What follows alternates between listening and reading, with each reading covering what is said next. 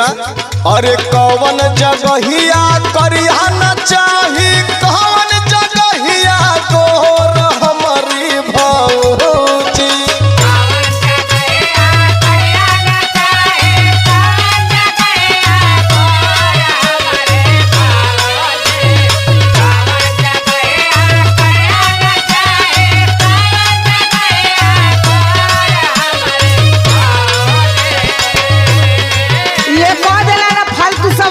अब की तो क्या झुराए के रह ना हम जात है हम ना बताए बक काहे ये कोई सवाल होला। अरे सुना तो सही जाए ना तो बड़ा सवाल कैले वाले तो सबसे। अच्छा बोला आपन पारिया ले तो भागत हो।